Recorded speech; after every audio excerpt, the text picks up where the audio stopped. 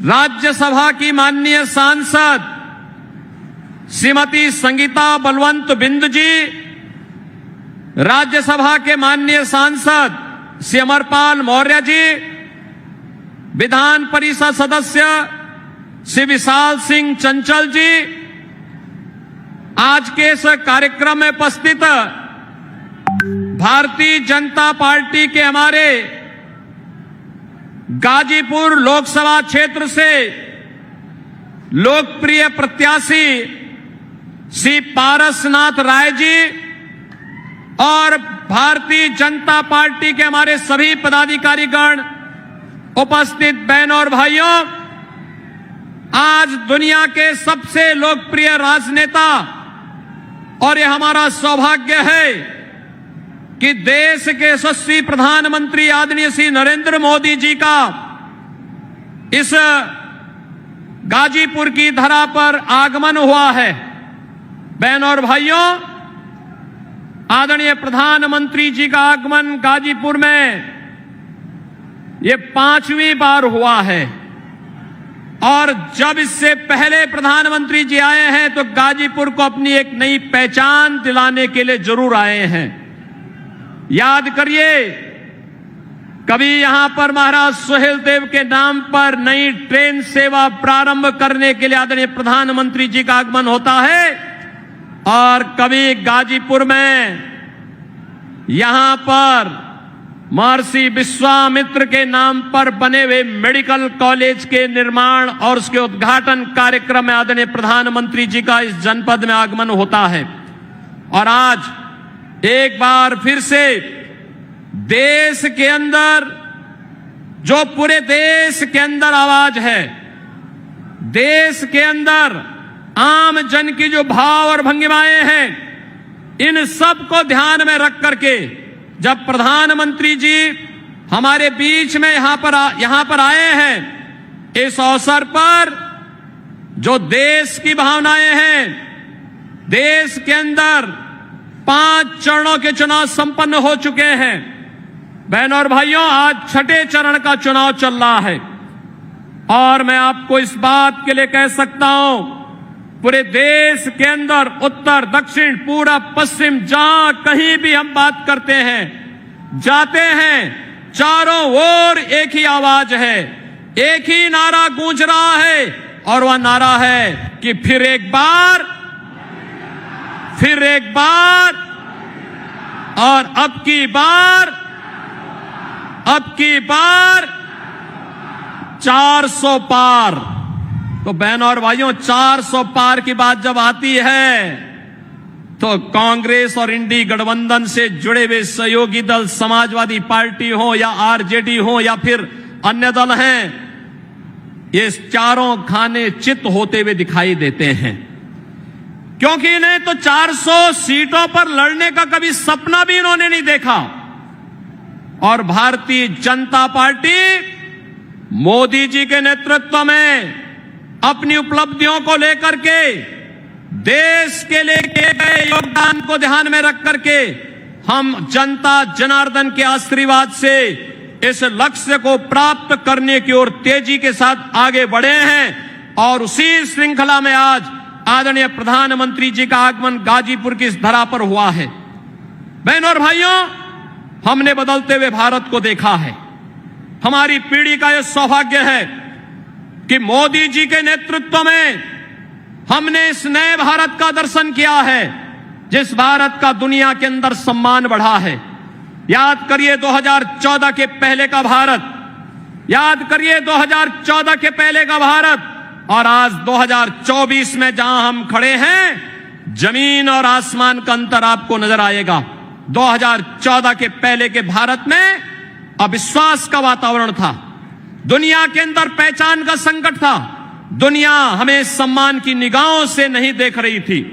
लेकिन आज जब 2024 में हम लोग हैं, आज बहनों और भाइयों, पहचान का संकट नहीं, बल्कि पूरी दुनिया सम्मान की दृष्टि से भारत को देखती है। मोदी जी दुनिया के अंदर जहां कहीं भी जाते हैं, पूरी दुनिया पलक पावड़े बिछा करके पूरा देश उनके स्वागत के लिए उमड़ता हुआ दिखाई देता है। यह सम्मान 140 करोड़ भारतीयों का सम्मान होता है। आज दुनिया के अंदर भारत के पासपोर्ट का सम्मान बढ़ा है।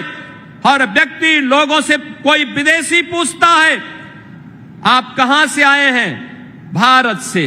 अच्छा, मोदी के इंडिया से, मोदी के भारत से, यह प्रश्न वह जरूर बोलता है। बहन और भाइयों, हमारा यह सौभाग्य है कि मोदी जी के नेतृत्व में हमने इस नए भारत का दर्शन कर रहे हैं। दुनिया में सम्मान बढ़ा है, देश की सीमाएं सुरक्षित हुई हैं। याद करिए, पहले घुसपैठ होती थी, आतंकी वारदातें होती थी। सुबह की शुरुआत एक नए घोटाले से, एक भ्रष्टाचार से, और सायकाल होते होते एक नया धमाका, आतंकी घटनाएं घटित होती थी। लेकिन आज आतंकी वारदात नहीं होती है। आज तो बहन और भाइयों, कहीं जोर से पटाखा फट जाए तो पाकिस्तान पहले सफाई देते हुए बनता है, कहता साहब मेरा हाथ नहीं है, क्योंकि इसे मालूम है ये नया भारत है, छेड़ता नहीं है। लेकिन अगर कोई छेड़ता है तो फिर उसको छोड़ता भी नहीं है। और इसीलिए एक तरफ सुरक्षित भारत, आतंकवाद से मुक्त भारत, वही दो लड़कों की जोड़ी, फिर अनर्थकारी जोड़ी आ गई है। बहन और भाइयों, ये समाजवादी पार्टी और कांग्रेस ने जब भी गठबंधन किया है, अनर्थ हुआ है। याद करिए, जब प्रदेश में समाजवादी पार्टी की सरकार थी और केंद्र में कांग्रेस की सरकार थी, तभी अयोध्या में राम जन्मभूमि पर आतंकी हमला हुआ था, काशी में संकट मोचन मंदिर पर हमला हुआ था, और तभी लखनऊ, वाराणसी और अयोध्या की कचहरियों पर भी हमला हुआ था। और जब समाजवादी पार्टी की सरकार फिर से प्रदेश में बनी थी और केंद्र में कांग्रेस की सरकार थी, तो समाजवादी पार्टी ने जो राम भक्तों पर गोली चलाती है, यह सरकार उस समय मुकदमों, आतंकवादियों के मुकदमों को भी वापस लेती है। लेकिन आज मोदी जी के नेतृत्व में भारत आतंकवाद और नक्सलवाद से मुक्त हुआ, और विकास की योजनाओं की तो कहने ही क्या है। आज हाईवे 4 लेन, 6 लेन, 12 लेन के हाईवे बन रहे हैं। गाजीपुर से पहले लखनऊ जाने के लिए हम लोगों को 8 घंटे लगते थे। आज बहनों और भाइयों, गाजीपुर से 3.5 घंटे में आप लखनऊ की दूरी पूर्वांचल एक्सप्रेसवे के माध्यम से पूरी कर सकते हैं। विकास का यह कार्य, रेलवे के नए नए मॉडल, वंदे भारत, अमृत भारत और नमो भारत के रूप में, अब मीटर गेज की स्पीड से नहीं, अब छुक छुक की स्पीड से नहीं, अब बुलेट की स्पीड से बढ़ते हुए भारत की नई कहानी को कह रहा है। बहनों और भाइयों, AIIMS, IIT, IIM, NIT, triple IT, world class university का एक सौगात, और 1 डिस्ट्रिक्ट 1 मेडिकल कॉलेज में आपके गाजीपुर में कोई कल्पना करता था मेडिकल कॉलेज होगा? आज तो गाजीपुर का अपना मेडिकल कॉलेज है। हम सबको गौरव की अनुभूति आज इस पर करनी चाहिए। बहनों और भाइयों, यही गंगा मैया बगल से बह रही है। प्रधानमंत्री मोदी जी जब काशी से चुनाव लड़ने के लिए आए, तो उस समय मोदी जी ने कहा था, मैं आया नहीं हूं, ना मुझे किसी ने बुलाया है, मुझे तो मां गंगा ने यहां पर सेवा का एक अवसर दिया है। और अविरलता और गंगा, आज आप देखेंगे गंगा की अविरलता और निर्मलता हम सबके लिए एक मानक बना हुआ है। बहनों और भाइयों, एक तरफ यह कार्य और दूसरी तरफ गरीबों के लिए जो योजनाएं आज देश के अंदर लागू हुई हैं, उत्तर प्रदेश सर्वाधिक लाभ लेने वाला राज्य है, क्योंकि आदरणीय प्रधानमंत्री जी के मार्गदर्शन और नेतृत्व में यह हमारा सौभाग्य है कि मोदी जी उत्तर प्रदेश से हमारा प्रतिनिधित्व करते, देश का प्रतिनिधित्व करते हैं। उत्तर प्रदेश के काशी से सांसद हैं, चाहे वह राशन की फ्री स्कीम, याद करिए भारत के अंदर 80 करोड़ लोग फ्री में राशन की सुविधा का लाभ प्राप्त कर रहे हैं और पाकिस्तान में 23 करोड़ की आबादी भूखों मर रही है। जितनी पाकिस्तान की आबादी है उससे बड़ी आबादी पिछले 10 वर्ष में भारत के अंदर गरीबी रेखा के उबर करके खुशहाल जीवन जी रही है। ये एक नई प्रगति का माप है। आज प्रधानमंत्री मोदी जी ने देश के अंदर चाहे वह आयुष्मान भारत की योजना के माध्यम से हर गरीब को लगभग 60 करोड़ गरीबों को प्रतिवर्ष 5 लाख रुपए का आयुष्मान कार्ड की सुविधा दी है। और मोदी जी की घोषणा है, मोदी जी की गारंटी है कि 4 जून को जब फिर एक बार मोदी सरकार बनेगी तो 70 वर्ष से ऊपर के हर एक व्यक्ति को प्रतिवर्ष 5 लाख रुपए आयुष्मान भारत कार्ड की सुविधा से आच्छादित किया जाएगा। उसे सुविधा फ्री में उपलब्ध होगी। बहनों और भाइयों, किसानों को किसान सम्मान निधि, हर गरीब के घर में शौचालय या फिर उज्ज्वला योजना का कनेक्शन, 10 करोड़ लोगों को उज्ज्वला योजना का कनेक्शन भी मिला है। और उत्तर प्रदेश में तो होली और दीपावली को एक एक भरा हुआ सिलेंडर भी इन परिवारों को उपलब्ध हो रहा है। बहनों और भाइयों, 10 वर्ष में 4 करोड़ से अधिक लोगों को, गरीबों को मकान मिला है। तो मोदी जी की गारंटी है कि अगले 5 वर्ष में बाकी बचे हुए गरीब जिसके पास अपना मकान नहीं, उनको छित से ढकने के लिए एक एक आवास भी पीएम आवास योजना के अंतर्गत देंगे। सम्मान भी, सुरक्षा भी, विकास भी और गरीब कल्याण भी। और बहनों और भाइयों, विरासत का सम्मान भी। अयोध्या में रामलला का भव्य मंदिर 500 वर्षों के बाद अयोध्या में रामलला फिर से विराजमान हुए हैं। क्या ये काम समाजवादी पार्टी के लोग कर पाते? क्या ये काम कांग्रेस के लोग कर पाते? क्या ये लोग बीएसपी के लोग कर पाते? बहनों और भाइयों, जो दुनिया के लिए, देश के अन्य दलों के लिए असंभव था, मोदी जी ने उसको मुमकिन करके, जो पिछली बार नारा लगाता कि मोदी है तो मुमकिन है, अयोध्या में 500 वर्षों के बाद रामलला फिर से विराजमान हो गए हैं। बहनों और भाइयों, एक तरफ विरासत और विकास की यात्रा, आत्मनिर्भर और विकसित भारत के लिए फिर एक बार 400 पार के लक्ष्य के साथ समर्थन मांगने के लिए मोदी जी आपके पास आए हैं। और दूसरी तरफ समाजवादी पार्टी और कांग्रेस का गठबंधन देश के अंदर आपस में लड़ाओ, बांटो और राज करो के सिद्धांत के साथ चल रहा है।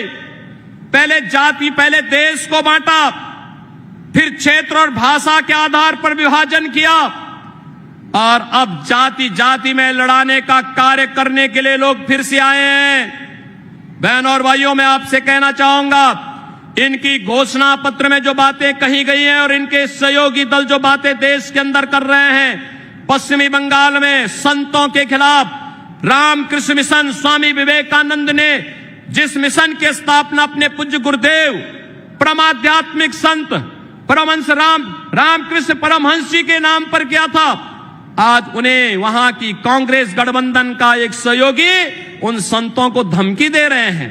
भारत सेवाश्रम संघ के संतों को धमकी दे रहे हैं। ऐसे लगता है जैसे रावण राज हो गया हो, फिर से ये धमकी देंगे, संतों को जीना हराम कर देंगे। इस प्रकार की स्थिति पैदा करने का प्रयास हो रहा है। ये लोग अपने घोषणा पत्र में जिस प्रकार की बातें कर रहे हैं, अनुसूचित जाति, जनजाति और पिछड़ी जाति के आरक्षण को हड़पना चाहते हैं, लोगों के हकों पर भारत के विभाजन को फिर से तैयार करना चाहते हैं, पर्सनल लॉ लागू करके बेटी को स्कूल जाने से वंचित करना चाहते हैं, महिलाओं को बाजार जाने से रोकना चाहते हैं, उनको फिर से बुर्का पहनने के लिए मजबूर करना चाहते हैं। क्या भारत बाबा साहब भीमराव अंबेडकर के संविधान से चलेगा या किसी सरिया कानून से चलेगा?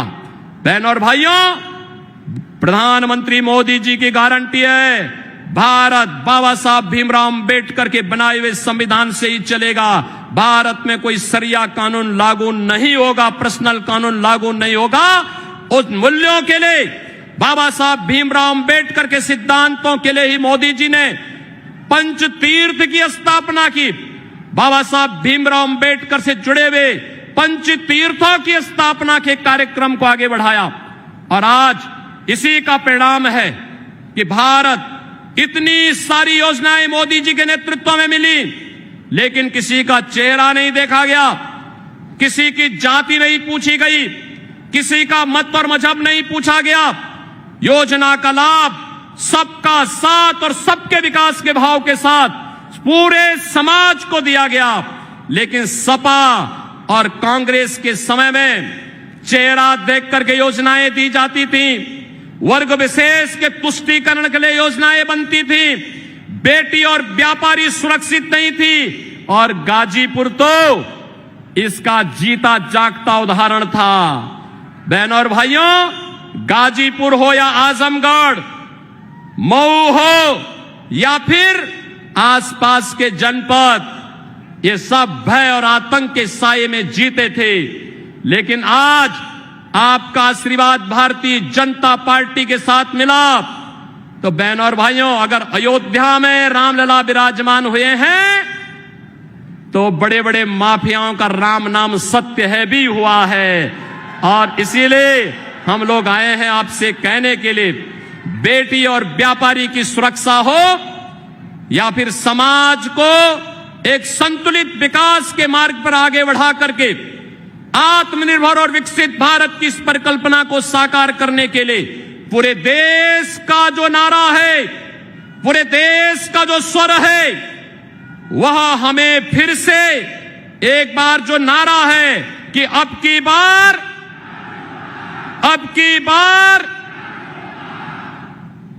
400 पार के इस लक्ष्य के साथ गाजीपुर संसदीय सीट पर श्री पारसनाथ राय को भारतीय जनता पार्टी ने मोदी जी के आशीर्वाद से, सोहेल देव राजभर पार्टी, निषाद राज पार्टी, अपना दल, इन सभी ने अपना समर्थन दिया है।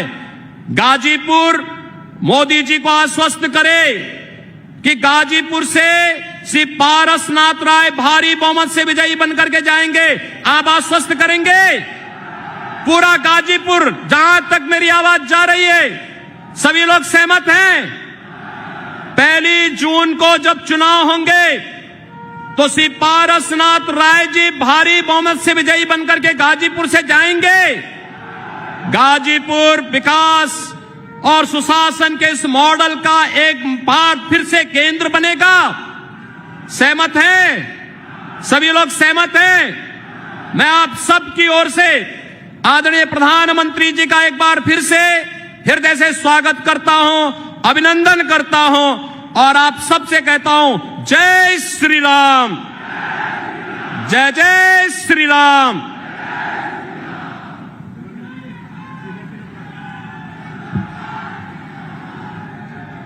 अब वो समय आ गया है जिसका सुबह आप 11 बजे से इंतजार कर रहे हैं इस पंडाल में बैठ के। मैं अब इस वीरों की धरती, शहीदों की धरती, माननीय स्वामी सहजानंद जी की धरती पे माननीय प्रधानमंत्री जी को अनुरोध करती हूं कि आप आएं और अपने शब्दों से अनुग्रहित करें।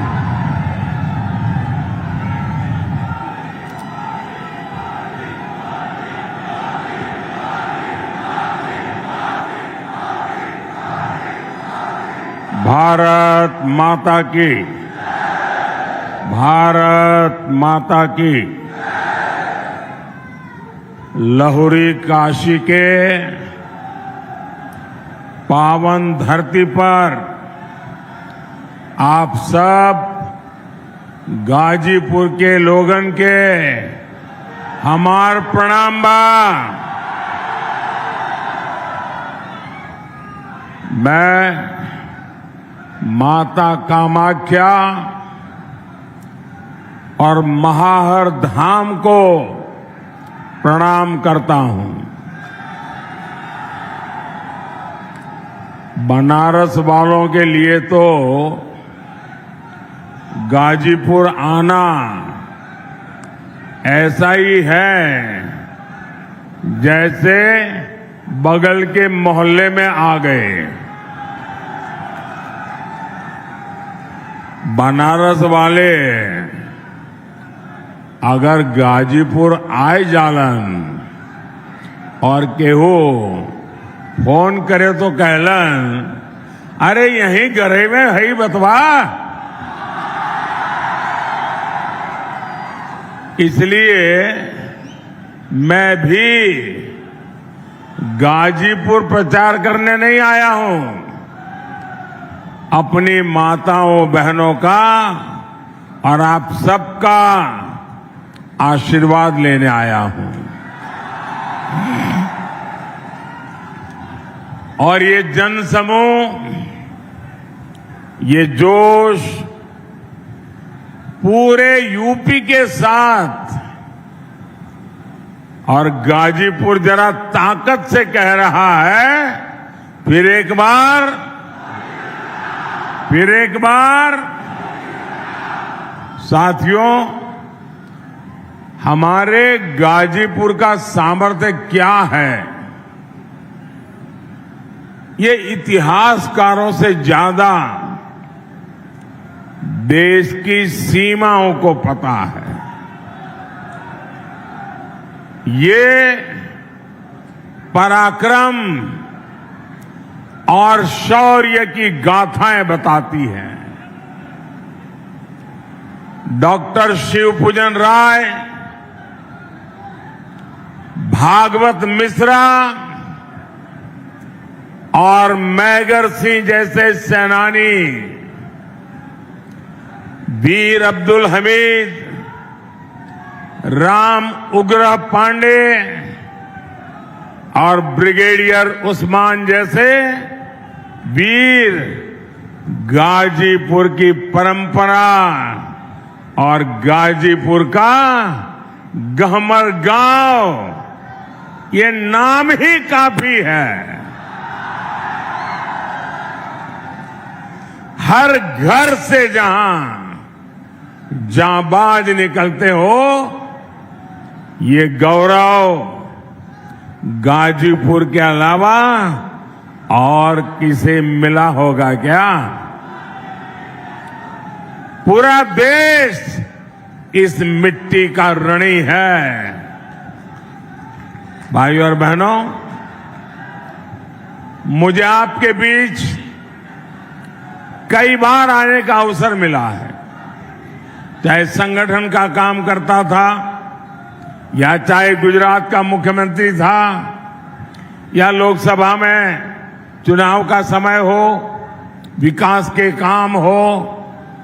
मैं जब भी गाजीपुर आता हूं तो मुझे एक पुराना प्रसंग बार बार याद आता है। ये प्रसंग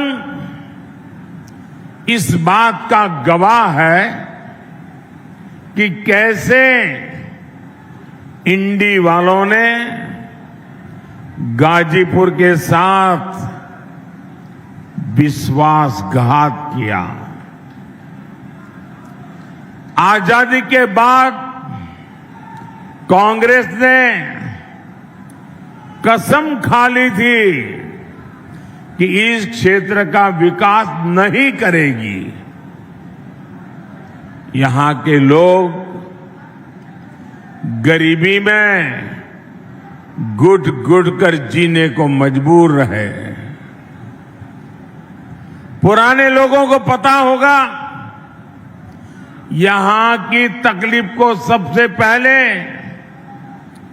हमारे गहमरी बाबू ने उठाया था। उन्होंने पार्लियामेंट में नेहरू जी को यहां की स्थिति बताई और आंख में आंसू के साथ बाबूजी ने कहा कि कैसे यहां के लोग जानवरों के गोबर से गेहूं बीन करके खाते थे, लेकिन कांग्रेस पार्टी ने क्या किया? उसमें भी राजनैतिक मौके तलाश लिए, सियासी ड्रामे हुए, लोगों की आंख में धूल झोंकने के लिए पटेल आयोग बना, रिपोर्ट आई, फिर फाइल धूल फांकने के लिए छोड़ दी गई। साथियों, आज मुझे कितना संतोष होता है कि हमारी सरकार हर गरीब को मुफ्त राशन दे रही है। कोरोना के इतने बड़े संकट में भी सरकार ने गरीब को भूखे नहीं सोने दिया, गरीब के घर का चूल्हा बुझने नहीं दिया। मुफ्त राशन की योजना पर आज मोदी लाखों करोड़ रुपए खर्च कर रहा है। किसके लिए? ताकि आज फिर किसी गरीब को वो परेशानी ना उठानी पड़े जो उसने कांग्रेस सपा के राज में उठाई है। साथियों, इंडी गठबंधन वालों को कभी भी आपकी परवाह नहीं होगी। आप याद करिए, कांग्रेस कैसे सरकारें चलाती थी। ताड़ी घाट पुल का शिलान्यास हमारी बाबू ने करवाया था। उसके बाद 6 दशक तक ये काम लटका रहा। इंडी पार्टियों की कितनी सरकारें आई और चली गई, लेकिन पुल नहीं बना। पुल तब बना जब आपने मोदी को आपकी सेवा का अवसर दिया।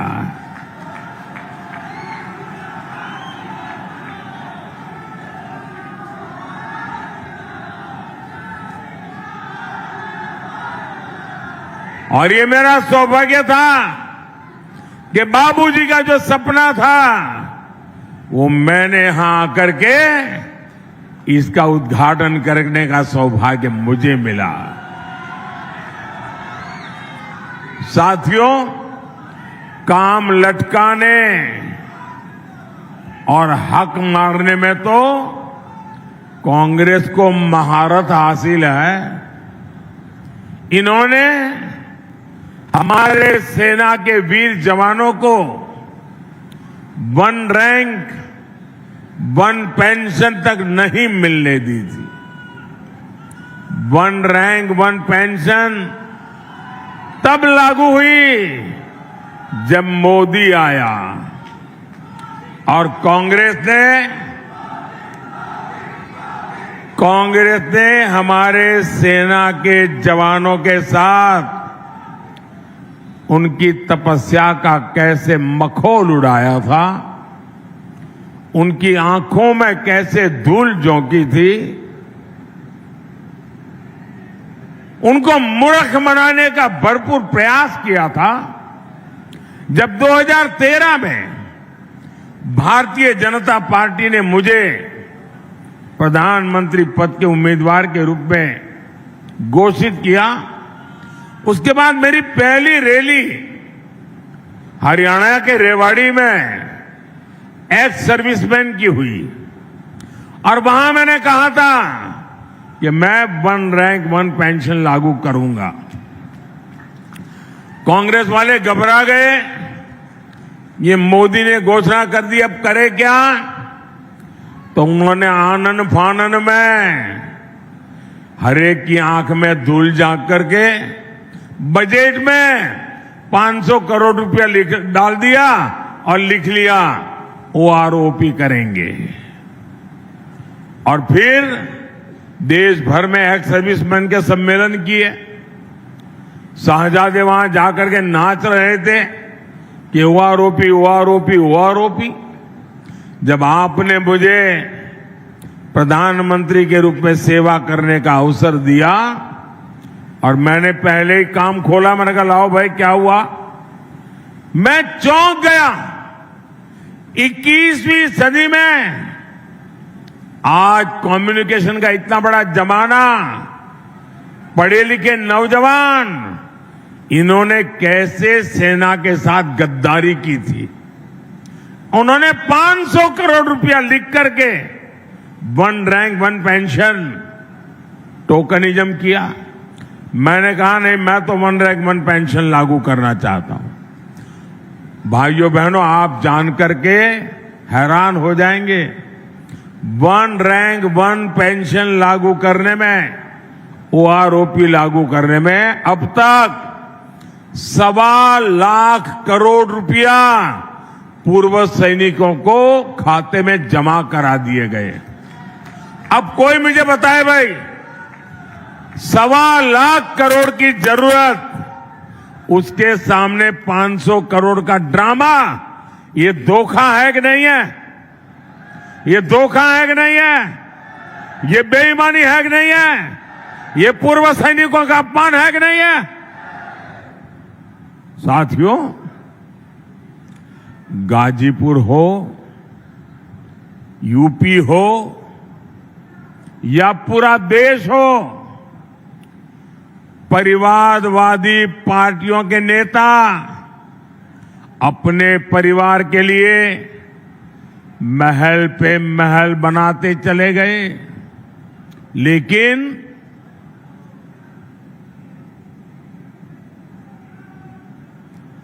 गांव, गरीब, किसान, मजदूर, दलित, वंचित, वो जीवन की छोटी छोटी जरूरतों के लिए जूझते रहे। मोदी ने जो काम किए, उनसे गरीब का जीवन बदला। सिर्फ 10 साल में 25 करोड़ लोग गरीबी से बाहर निकले हैं। ये कैसे हुआ? 25 करोड़ लोग 10 साल में गरीबी से बाहर निकले, कैसे हुआ? मैं आपसे पूछना चाहता हूं, कैसे हुआ?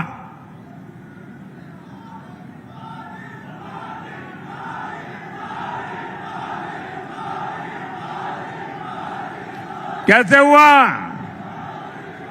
कैसे हुआ?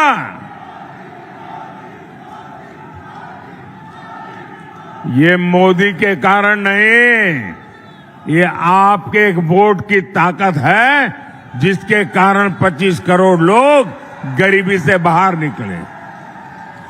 आपके वोट ने मोदी को मजबूत बनाया और मोदी की योजनाओं ने गरीब को सशक्त बना दिया। और इसलिए इस पुण्य के हकदार अगर कोई है तो आपका एक एक वोट उसका हकदार है। हमने 4 करोड़ परिवारों को पीएम आवास दिए। हमने 50 करोड़ से ज्यादा गरीबों को बैंक में खाते दिलवाए। हमने हर गांव तक बिजली पहुंचाई। हम हर घर जल पहुंचा रहे हैं। आज किसी गरीब को इलाज के लिए अपनी जमीन नहीं बेचनी पड़ती। उसके पास मुफ्त इलाज के लिए आयुष्मान कार्ड है। और हम तो जानते हैं, मैं तो गरीबी से निकला हूं, मैं गरीबी को जिया हूं, गरीबों के बीच में पला बड़ा हूं। और इसलिए मैं अपने जीवन को आंखों के सामने जो चीजें देखी थी, आज भी अगर कोई गरीब मां बीमार हो जाती है तो परिवार में किसी को भी पता नहीं चलने देती कि उसे दर्द हो रहा है, पीड़ा हो रही है। वो मां दिन भर काम करती रहती है, पीड़ा सहती रहती है, परिवार में बच्चों को पता नहीं चलने देती कि मुझे इतनी बड़ी पीड़ा होती है। क्योंकि मां के मन में एक भाव रहता है कि अगर परिवार में पता चलेगा बच्चों को कि मैं बीमार हूं तो बच्चे मुझे अस्पताल ले जाएंगे, अस्पताल में भारी भरकम खर्चा हो जाएगा, बच्चों के माथे पर कर्ज आ जाएगा, तो मां सोचती है कि मुझे बच्चों को कर्ज में नहीं डूबने देना, मैं पीड़ा सहन करती रहूंगी और जब ईश्वर बुला लेगा तब चली जाऊंगी।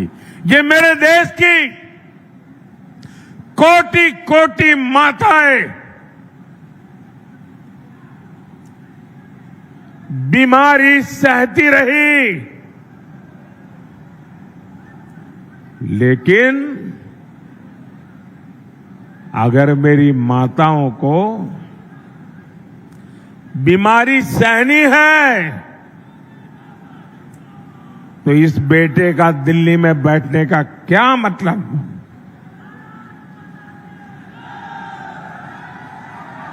और इसलिए आपके इस बेटे ने तय किया कि अब गरीब को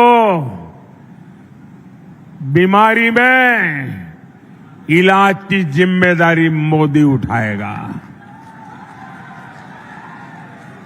आज आयुष्मान योजना करोड़ों परिवारों को मुसीबत में अनेक प्रकार की सुविधाएं देता है। और भाइयों बहनों, मैंने एक और गारंटी लेकर के आया हूं। अब मैंने तय किया है कि आपके परिवार में जो 70 साल से ऊपर की आयु के बुजुर्ग हैं, और आजकल हर परिवार में पिता, माता, दादा, दादी, नाना, नानी, काका, काकी ऐसे बुजुर्ग होते ही होते हैं, और 70 साल के बाद एक आध बीमारी तो आ ही जाती है, दवाई का खर्चा भी हो जाता है। और जो बेटा बेटी कमाते हैं उनके सामने एक तरफ खुद के बच्चों को आगे बढ़ाने का काम रहता है, रोजमर्रा की जिंदगी चलानी होती है, और ऊपर से अपने परिवार के बुजुर्गों को संभालना होता है। लेकिन बीमारी आ जाए तो पूरा ध्यान बीमारी में लग जाता है, और जो कमाने वाले बेटे बेटी हैं उन पर बहुत बोझ पड़ जाता है। तो मोदी ने गारंटी दी है, अब किसी कमाने वाले बेटे बेटी पर ये बोझ मैं नहीं पड़ने दूंगा। आपके परिवार के 70 साल से ऊपर के लोगों का बीमारी में इलाज, इसकी जिम्मेवारी अब मोदी उठाएगा।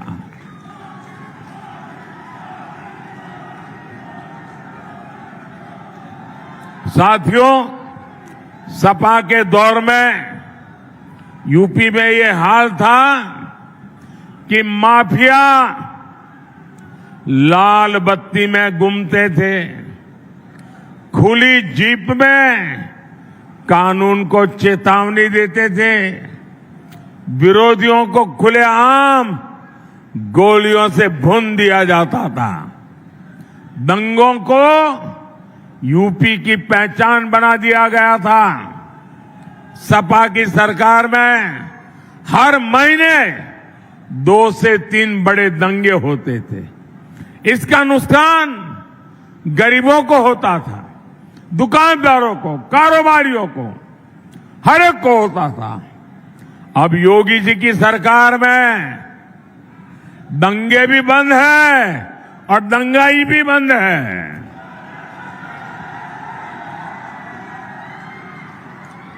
साथियों, वोट के लिए, सत्ता के लिए सपा कांग्रेस वाले कुछ भी कर सकते हैं।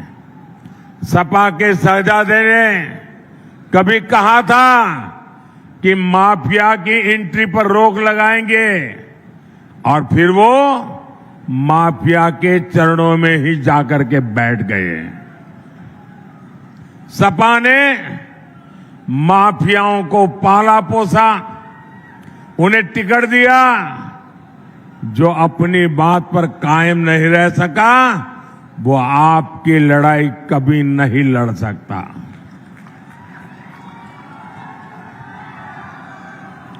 साथियों, इंडी गठबंधन में जितनी पार्टियां हैं,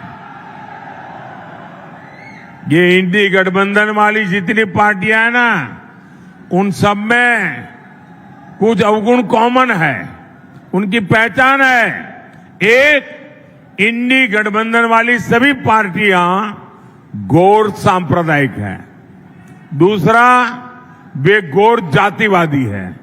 तीसरा, वे गौर परिवारवादी है। इन लोगों ने हमेशा देश में दलितों, पिछड़ों को आगे बढ़ने से रोका। आप याद करिए, देश में बाबा साहब अंबेडकर का अपमान किसने किया था? उन्हें षड्यंत्र करके चुनाव किसने हराया था? कांग्रेस पार्टी ने। बाबा साहब को भारत रत्न किसने नहीं मिलने दिया? कांग्रेस पार्टी ने। इन लोगों ने एक दलित के बेटे रामनाथ कोविंद को भी अपमान किया। एक आदिवासी महिला को राष्ट्रपति चुनाव हराने के लिए पूरा इंडी गठबंधन इकट्ठा हो गया। और यही वो लोग हैं जिन्होंने राजा सोहेलदेव जैसे महान वीर का कभी सम्मान नहीं होने दिया। बीजेपी ने उनकी स्मृति में डाक टिकट जारी की। आज उनके नाम पर ट्रेन चल रही है। साथियों, अब इंडी गठबंधन वाले दलितों, पिछड़ों का आरक्षण लूटने में लगे हैं। ये लोग दलितों, पिछड़ों का आरक्षण बंद करके उसे धर्म के आधार पर देने की साजिश कर रहे हैं। ये लोग पासी, जाटव, लोनिया, कुर्मी, यादव, बिंद, निषाद, कुर्मी, पटेल जैसी अनेक जातियों का सबका आरक्षण छीनने के लिए उन्होंने प्लान किया हुआ है और कर्नाटका में लागू किया। कर्नाटका में उन्होंने रातों रात मुसलमानों को ओबीसी बना दिया और ओबीसी का सारा आरक्षण छीन लिया। अब बंगाल में तो इनका बहुत बड़ा षड्यंत्र खुला है। 2 दिन पहले कलकत्ता हाईकोर्ट ने पर्दा उठाया। वहां क्या खेल चल रहा था? बंगाल में लगभग सारा ओबीसी आरक्षण मुसलमानों और घुसपैठियों को दिया जा रहा था। ये कांग्रेस, सपा, टीएमसी के गठबंधन साथी, ये सब एससी, एसटी, ओबीसी आरक्षण की इस लूट में एक साथ खड़े हैं। और कौन एसटी, एसटी, ओबीसी का आरक्षण के पक्ष में इनसे मोर्चा ले रहा है? इनके सामने आज सीना तान के कौन लड़ाई लड़ रहा है? ये मोदी लड़ाई लड़ रहा है। और मैं आपको गारंटी देता हूं, जब तक मोदी जिंदा है, जब तक मोदी जिंदा है, एससी, एसटी, ओबीसी का आरक्षण मैं किसी हालत में उनको छीनने नहीं दूंगा। मैं धर्म के आधार पर खेल खेलने नहीं दूंगा। वंचितों का जो अधिकार है, वंचितों का जो अधिकार है, मोदी उसका चौकीदार है। साथियों, इंडी गठबंधन तुष्टीकरण की सनक में हर हद पार कर रहा है। ये लोग राम मंदिर का अपमान कर रहे हैं। सपा के नेता राम मंदिर को बेकार और पाखंड बताते हैं। कांग्रेस के शहजादे वो तो राम मंदिर पर ताला लगवाने का प्लान बना रहे हैं। इतना ही नहीं, इंडी गठबंधन वालों ने एक और ऐलान किया है। ये कह रहे हैं कि कश्मीर में आर्टिकल 370, धारा 370 फिर से वापस लाएंगे। यानी कांग्रेस फिर से कश्मीर को आतंकवाद की आग में झोंकेगी। कांग्रेस फिर से पाकिस्तान के हौसले बुलंद करेगी। ये फिर से हमारे सैनिकों का खून बहाना चाहते हैं।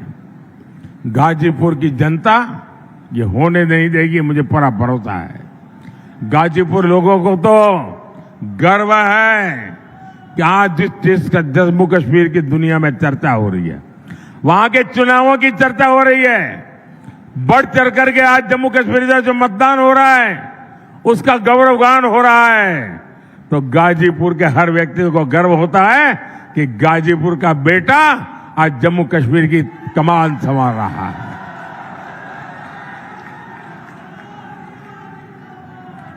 कश्मीर के लोग भी देख रहे हैं विकास कैसे होता है। अब कश्मीर में भी लोग गाजीपुर का नाम जान गए हैं। साथियों, गाजीपुर ने देखा है कमल खिलता है तो विकास की खुशबू कैसे फैलती है। अब गाजीपुर में हर कोई कह रहा है काम तो बहुत भइल बा, अब कमवा दिखाई पड़त बा। सम्मान चाहिए कि माफिया के दोस्त चाहिए। आज पूर्वांचल एक्सप्रेसवे हो, गाजीपुर मांझीघाट ग्रीनफील्ड एक्सप्रेसवे प्रोजेक्ट हो, रेलवे स्टेशनों का विकास हो, सड़क, हाईवे, पुल, कृषि इंफ्रास्ट्रक्चर, गोदाम, पेरिसेबल कार्गो, महर्षि विश्वामित्र मेडिकल कॉलेज की सुविधा, गाजीपुर में जो काम 60 वर्ष में नहीं हुआ वो हमने 10 साल में करके दिखाया है। साथियों, मुझे विकसित भारत के संकल्प के लिए गाजीपुर का भरपूर मार्गदर्शन समर्थन चाहिए। 400 पार में मुझे एक कमल गाजीपुर का चाहिए। मां भारती के चरणों में गाजीपुर का कमल भी चढ़ना चाहिए। चढ़ेगा? पक्का चढ़ेगा? 1 जून को भाई पारसनाथ राय जी को आप भारी बहुमत से जिताए और उन कमल के निशान पर दिया हुआ हर वोट मोदी के खाते में जाएगा।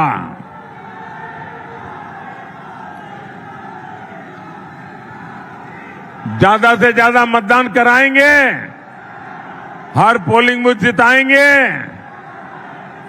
अच्छा, मेरा एक काम करेंगे,